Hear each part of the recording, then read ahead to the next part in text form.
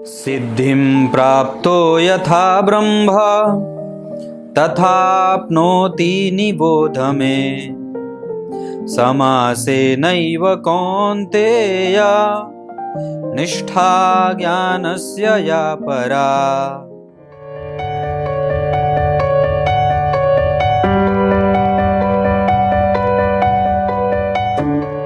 प्रिय दर्शकों, नमस्कार। एक बार फिर से उपस्थित हूं आप सबके सामने मंगलवार के कार्यक्रम में। ये मेरे पास एक कुंडली आई थी भावनगर गुजरात से। आपको बस आपके पास शायद समय कम हो, पर आपको एक बड़ी अच्छी बात बताता हूँ। ये कहानी है जिसको मैं कुंडली पे घटित करके बताऊंगा। ये जिनकी कुंडली है, इनका डेट ऑफ बर्थ है 4 अक्टूबर 1956। ये माताजी बूढ़ी हैं और बड़ी ही दयालु हैं और बड़ी ही ममतामयी हैं, माताओं की तरह। इनके पति ने इन्हें जीवन भर कष्ट दिया, मतलब कभी अच्छे से बात नहीं की। पर उन्हें हर बार इन्होंने ये बताया, मुझे जब इनसे बात हुई, कि पंडित जी, मेरे पति मुझे हमेशा मतलब बहुत दुर्गति करी उन्होंने, मुझे मेरा जीवन भर अपमान किया, कभी भी मुझे उन्होंने आदर नहीं दिया और हमेशा कहते रहे कि तुम मुझे छोड़ के चली जाओ, मैं दूसरा विवाह कर दूंगा। या उनके संबंध भी रहे होंगे, पर ये बात तो मैं नहीं कहूँगी। लेकिन जीवन के इतने वर्षों को बिताने के बाद भी मैंने कभी उन्हें छोड़ा नहीं और हमेशा यही कहती रही, तुम्हें छोड़ के जाना है चले जाओ, पर मैं तुमसे विवाह करके आई हूं, मैं तुम्हें कभी छोड़ नहीं सकती। अब प्रश्न ये उठता है कि ऐसा करने का बल इनको मिलता कहां से था। जैसे आप लोग इंटरव्यू में सुनते होंगे लोगों से कि आपके पास प्रेरणा कहां से मिलती है या आपको कहाँ से इतनी सारी चीज़ें मिलती हैं। पर इनके जीवन में चूंकि 1956 की 56 की हैं ये, तो अब उनके आसपास के लोग तो समाज में ऐसे ही जरूर होंगे जो इन्हें प्रेरणा देते हों। पर जिस समस्या से ये गुजर रही हैं या गुजर रही थी, अब नहीं है। और वो भी बताऊंगा कि क्या हुआ था उस दिन कि ऐसा इनके साथ। उसके लिए तो इनके ग्रह ही जिम्मेदार मुझे लगता है कि ज़्यादा होंगे। तो विचार करिए, अगर एक नवांश कुंडली बहुत अच्छी बन जाए तो व्यक्ति के विवाह को बचाने की पुरजोर कोशिश करती है और व्यक्ति इस दिमाग से युक्त रहता है, इस बुद्धि से युक्त रहता है, नहीं, विवाह एक बार होता है, विवाह तोड़ना नहीं चाहिए। आपके कागज पे जो न्यायालय की मुहर लगती है, वो न्यायाधीश परमात्मा के द्वारा उत्पन्न किया गया है।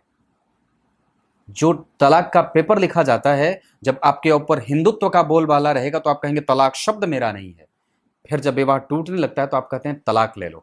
जब वो शब्द आपका नहीं तो फिर आपने उसे ग्रहण कैसे किया। और हिंदू धर्म में, सनातन पद्धति में तो विवाह टूटने का कोई ऐसा विचार ही नहीं होता। वहां पे तो विवाह चाहे जैसा हो उसको लेके चलो और उसको ही नर्चर करने की बात होती है, क्योंकि हमारे पास इतनी सहन शक्ति है कि हम उसे संभाल सकते हैं, उसकी देखभाल अच्छे तरीके से पूरी सुरक्षा कर सकते हैं। पर इनके पास ये बल कहां से आया था। जन्म कुंडली के 7वें भाव की स्थिति आपके नवांश कुंडली में अगर अच्छी हो तो आपको, और उस पे गुरु की दृष्टि हो और इस भाव पे सुख भाव में मंगल स्वग्रही बैठे हों, शुक्र स्वग्रही हों, राहु मूल त्रिकोणस्थ होकर के बैठे हों, बुध द्वितीय भाव में शुभग्रह होकर के भाग्येश होकर के बैठे हों, तो ये तो इनकी कुंडली है। अब कोई जरूरी नहीं है कि आपकी कुंडली में भी ग्रह ऐसे बैठे हों। मतलब कहने का है कि अगर द्वितीय भाव में कोई ग्रह मित्रवत होकर के बैठा हो आपके नवांश कुंडली में, तो आपको विवाह बचाने की पूरी कोशिश करनी चाहिए और सामने वाले को टेबल पे ला करके समझाने की पूरी कोशिश करनी चाहिए कि हाँ, विवाह तोड़ने का कोई अर्थ नहीं है, हम दोनों एक दूसरे से मेल कर लेते हैं। क्योंकि ये जो टैग लग जाता है ना तलाक वाला, बड़ा दुखदाई होता है। और दूसरा कि तृतीय भाव में केतु बैठे हैं अगर, और उनकी दृष्टि जन्म कुंडली के शुभ ग्रह पे जा रही है, चंद्रमा पे, इस वजह से कई बार वो मानसिक परेशानी देते हैं विवाह में। पर चतुर्थ स्थान का मंगल व्यक्ति को निश्चित रूप से थोड़ी बहुत क्रूरता और मतभेद देते हैं, पर उनका सुख भी वो देते हैं। और चतुर्थ भाव किसी भी वर्ग चार्ट का सुख भाव होता है, और अगर चतुर्थ भाव के अधिपति चतुर्थ भाव में बैठे हैं तो आपको वो बिगाड़ने नहीं देंगे, विवाह का सुख मिलता रहेगा। पति का सुख यहाँ पे गुरु का प्रभाव था, इस वजह से व्यक्ति को ये बुद्धि सदैव जागृत रही माता जी की, नहीं मुझे छोड़ना नहीं है, मुझे बना करके रखना है। और उन्होंने भरपूर सेवा की और ठाकुर जी की दिव्य भक्त हैं, ये खूब सेवा करती है। लड्डू गोपाल की या जिसकी भी, ठाकुर जी की खूब पूजा करती है। अब आपको मैं एक बात इस हिस्से में यहां बता दूं कि जिस दिन इनके पति ने अत्याचार की हद कर दी थी, जिस दिन इनके पति ने इनके ऊपर अत्याचार की हद कर दी थी, उस दिन ये बिलख बिलख करके भगवान के मंदिर के पास जाकर के खूब रोती हैं, खूब रोती हैं। और उस दिन आपने किसी फिल्म में देखा होगा कि दिया बुझ जाता है। जब ये पूजा करने चली तो इनके भी पूजा के समय पे, इनका भी जब ये पूजा करने बैठी तो भगवान के पास रो रो करके बुरा हाल कर दिया अपना। हे परमात्मा, या तो मुझे उठा लो या तो मेरे पति को कोई रास्ता दिखा दो, ये मुझे क्यों इतना परेशान करता है। खूब रोया भगवान के पास जाकर के, और उसी दिन इनके पति का देहावसान हो जाता है। उसी दिन जब इनका पति इन्हें खूब अत्याचार करके मारता पीटता है, इस अवस्था में, अभी मुश्किल से 2 साल पहले 3 साल पहले की बात है, अब ये तो मुझे याद नहीं है, पर इन्होंने कहा कि पंडित जी वो रात मुझे बहुत भयावह थी जिस दिन मेरे पति ने, बूढ़े थे, अब जब इनकी अवस्था 1956 की, तो सोच के देखिए इनके पति 2-4 साल बड़े ही होंगे, और जिस दिन उन्होंने मेरे ऊपर भरपूर अत्याचार किया था, उस दिन मैं खूब भगवान के पास जाकर के रोई थी, और उसी दिन उनका अंत हुआ था। भगवान के पास जाकर के मैंने कहा कि आज या तो मुझे छुट्टी दे दो इस जन्म से, या तो मेरे पति को कोई रास्ता दिखा दो, या तो उनकी बुद्धि, फिर भी माता जी की बुद्धि इतनी पवित्र कि वो फिर भी उनके बदलने की कोशिश में लगी रही और बदलने की भावना से युक्त रही कि उनमें बदलाव आ जाए। अपनी मृत्यु मांग रही थी और पति को अच्छी बुद्धि का वर प्राप्त करने का इनको ये था कि उनको अच्छी बुद्धि मिल जाए। उनकी मृत्यु नहीं मांगी थी उन्होंने। पति की मृत्यु, एक सनातन नारी ऐसे पति की सुरक्षा करती है। भरपूर दंश झेला पति का। जब अत्याचार का अंत हो गया तो भगवान के पास जाकर के रोना शुरू किया, और उसी दिन भगवान ने इनकी बात सुनी। मैं अवाक रह गया था ये बात सुनकर के। इसी वजह से मैं आप लोगों के सामने ये बात कुंडली लेकर के उपस्थित हूं कि अगर आपकी कुंडली के, मैं इसी वजह से कहता हूं कि अगर किसी भी व्यक्ति के नवांश कुंडली में गुरु केंद्र के किसी भी भाव पे देख रहे हो, कहीं से भी बैठ करके, लग्न पे दृष्टि हो, चतुर्थ पे हो, सप्तम पे हो, दशम पे हो, कहीं पे हो, अगर गुरु की दृष्टि होती है तो वह विवाह को बचा देते हैं और विवाह को बचाने की पूरी कोशिश करते हैं, और विवाह टूटने का नुकसान नहीं उठाने देते जातक को।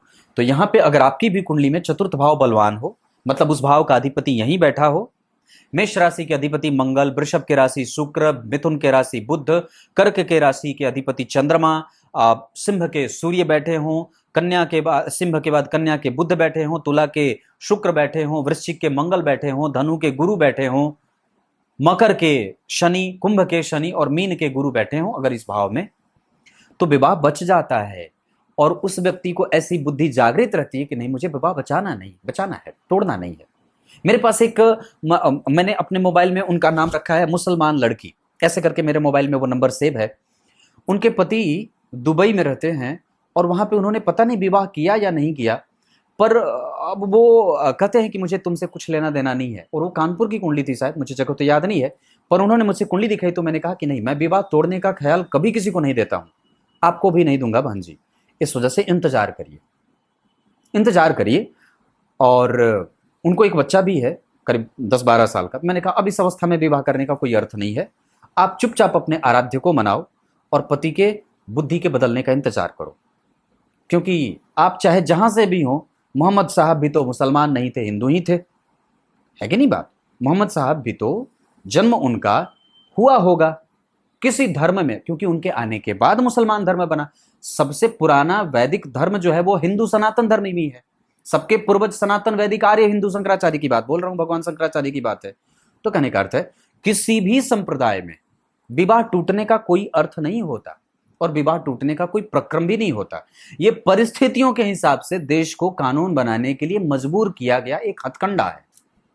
परिस्थितियां ऐसी बनती हैं, भाई तुम अलग हो जाओ, तुम नहीं रहना चाहते तो, जिसपे कोर्ट की मुहर लग जाती है। मैं आपको तो इतनी बातें बता सकता हूं जो शायद हमारे देश के कानून में और पुलिस के पास ये जानकारी ना हो। इतने ऐसे ऐसे लोग हैं जो विवाह पहले कर चुके हैं, उनका कोर्ट का मामला चल रहा है। आमतौर पे नियम क्या है कि आपको तलाक पहले लेनी होगी, वो पूरा खत्म हो जाएगा मामला, तब जाकर के आपको दूसरी विवाह की स्थिति में जाना है। पर यहाँ कई मामले मेरे पास ऐसे आते हैं जहां पहले विवाह हो चुका है और अभी कोर्ट में अर्जी पड़ी है तलाक की, और पत्नी ये बात जानती भी है। ऐसा है, पति नपुंसक है, पति जो है वो नपुंसक है और जो है वो उस पे दबाव डाला जाता है कि तुम अपने के मेरे मेरे छोटे भाई से विवाह कर लो।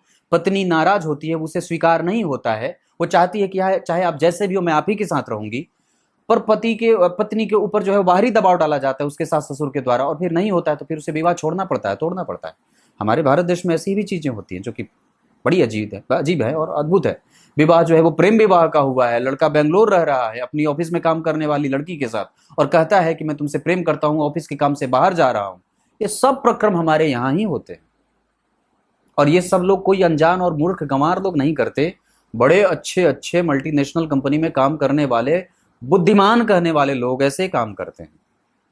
अब सोचो ऐसी बुद्धिमानी किस काम की। तो अगर ऐसे नवांश की स्थिति बनी हो तो निसंदेह आपको अपने विवाह तोड़ने के बारे में कभी विचार नहीं करना चाहिए, अगर नवांश कुंडली ऐसी बनी है तो। तब तक के लिए अब गीता जी के श्लोकार्थ बता देता हूं। गीता जी के 18वें अध्याय के 50वें श्लोक में भगवान ने अंतर मन के स्वच्छ होने पे व्यक्ति का कृत्य स्वच्छ होता है और वो पर ब्रह्म को प्राप्त कर जाता है, यही बात कही है। इसमें उन्होंने सिद्धियों पे भी चर्चा की है, वो आगे बताएंगे। तब तक के लिए बहुत बहुत नमस्कार।